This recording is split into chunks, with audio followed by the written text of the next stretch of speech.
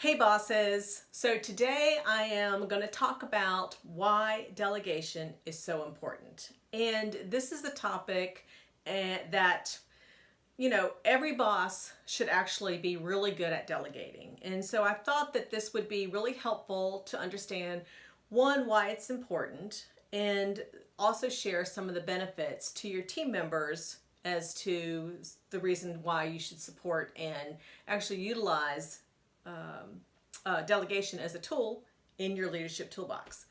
So obviously, as a boss, you have got a lot of things on your plate. I know it. I hear you. And also, you want the time to be able to spend on things that are going to help you grow your business, grow your department, and also to learn new things. But in order to make that happen, you have got to delegate. And delegating, is not the idea of dumping. It's not. It's actually giving some of your responsibilities over to somebody else on your team that is really going to have the strengths to do it. So let's talk about that. But before I start, I just want to introduce myself. I am Dr. Heather Williamson with the Transformation Group, and welcome back to the channel. All right. So delegating is a great tool, like I said, in your leadership toolbox. So if you want to be able to get things done, be effective and productive, then delegation is a tool that you should use. Now, the definition of delegation is simply, getting things accomplished through others.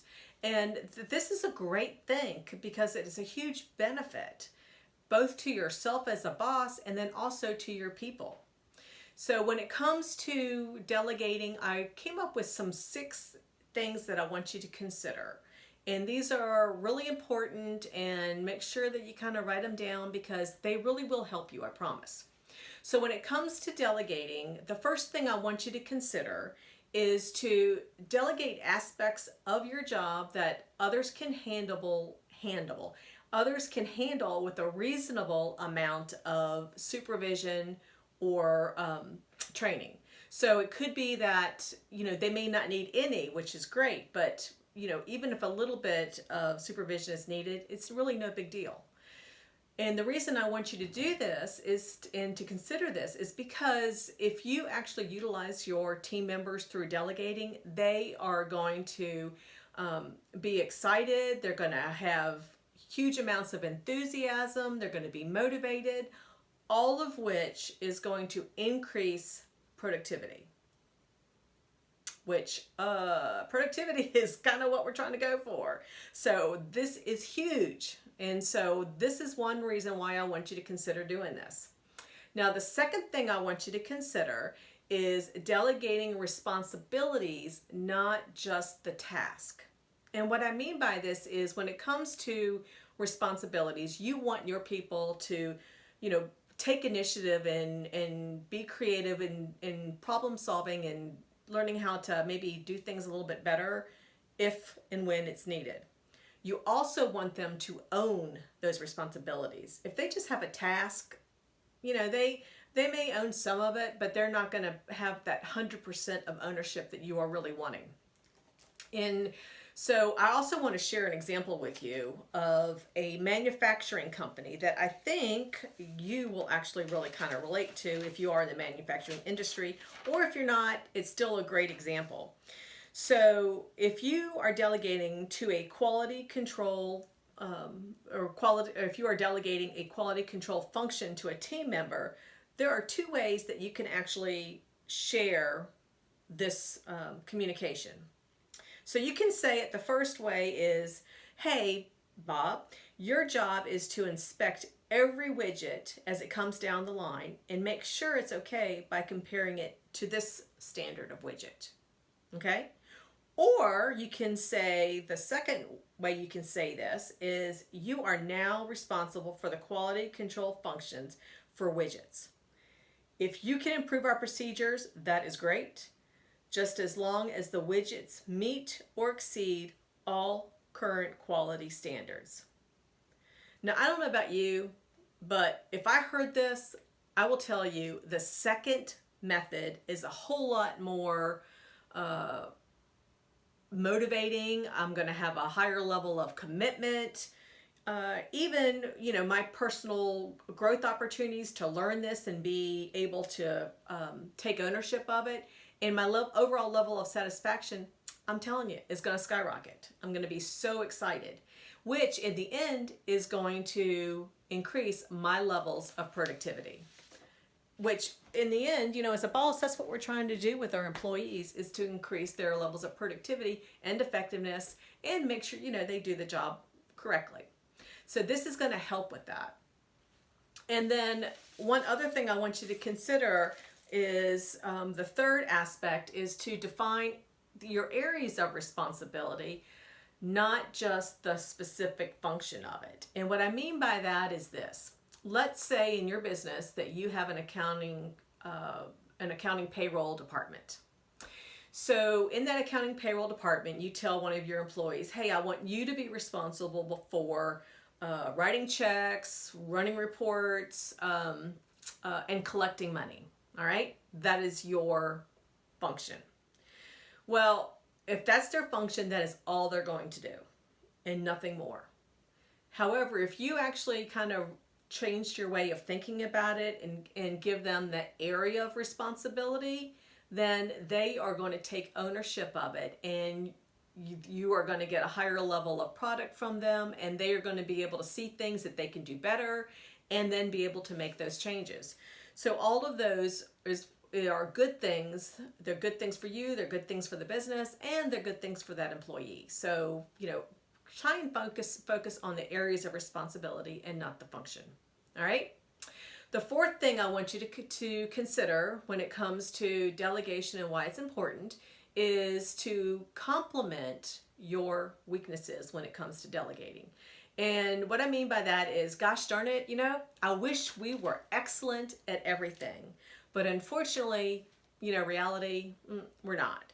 So it's really good to be self-aware and know what you're really good at, your skill sets, your knowledge, and to know that on your team as well as your personal weaknesses and your team's weaknesses.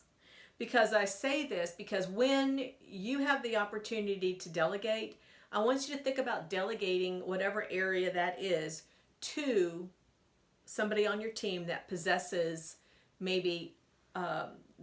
a strength that you possess as a weakness. Got to make sure I said that correctly. So keep in mind, whatever you have as a weakness that is an area of responsibility for you in that leadership role that you have, delegate that to somebody on your team that possesses that as a strength. All right?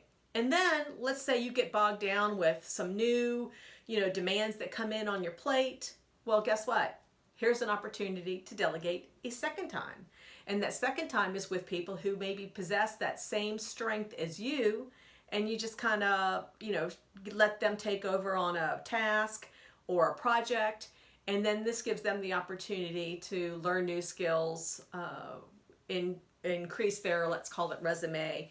So there is opportunities for them for promotability down the road. And I think that's it I want to talk about with regard to delegating for your strengths and your weaknesses. And now the fifth thing that I want to talk about is do not micromanage. And I say this because I have been micromanaged, and you may have been micromanaged in your past as well. And I don't know about you, but with me, when I was micromanaged, I honestly thought to myself, why am I doing this? Because evidently you will not let go, so why don't you just do it yourself? All right? I do not want your people to feel the same way. So do not micromanage at all. Because when you do this, you're stifling their motivation, you're stifling their creativity, and you're also stifling their enthusiasm. And we never want to do that. So hopefully, you'll see how micromanaging is not a benefit when it comes to delegating. It is actually a huge hindrance. So let go of things, and you just have to work with yourself in regard to how to do things. And maybe you start doing it slowly if you do have a tendency to micromanage, just a little bit at a time. All right.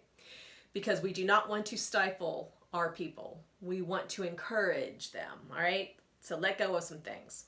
All right, and the sixth thing I want you to consider is don't accept upward delegation. So your people, there are going to be people on your team that are going to want to pass the buck right back to you.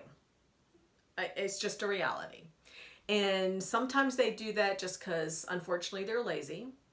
Other reasons may be that they just don't feel like they're confident in being successful at it. And that's, just a confidence thing. And that's your job to be able to overcome that with them. But do not allow upward delegation. And I say this because when this happens, it is, again, sucking up your time when they're coming to you, knocking on your door, asking for help. I'm also making the huge assumption here that when you delegate something, that they actually possess that task or that project as a skill. And you're not just dumping on people, because that is not the object of delegation, just to dump stuff that you don't want to do. So delegation should always, should always have in the back of your mind, when I delegate this, what is the big win for my people? Are they learning new skills? Are they increasing their confidence? Am I giving them opportunities so when it comes to promotability, they're going to be ready? That should always be a focus. And when it comes to, your people, if they do end up wanting to pass the buck back to you, this is when you pass it right back down to them and say, hey, I believe in you. I wouldn't have given this task or this project to you if I didn't feel like you were capable in doing it. So push it back, let them, initiate problem solving. That is the whole goal, right? You want people that can problem solve. You don't want to be doing it all. And, with that also increases their confidence in the long run. All right, so let's recap those 6 areas that I want you to consider when it comes to delegating and why it's important. The first is to delegate aspects of your job that others can handle with limited or very little supervision or training from you. Also, the second is to delegate responsibilities, not just tasks. The third is to define areas of responsibility, not just the function of it. The fourth is to delegate to complement your weaknesses or your strengths if there's an opportunity there. And then the fifth is don't micromanage. And the sixth is don't accept upward delegation. All right. So hopefully these 6 things to consider when it comes to delegating and why it's important is going to be a great kind of incentive for you, and hope you have a better understanding of the impact of it and why it really is important. All right. So hopefully you got some value out of this. If you did, please like the button below. And don't forget to subscribe, because you will then get more videos like this and others that are going to help you be a better boss or help you in overcoming some challenges that you might have at work. And then last but not least, go out and be the boss that your employees want to work for, which is hugely important. All right. So with that, bye.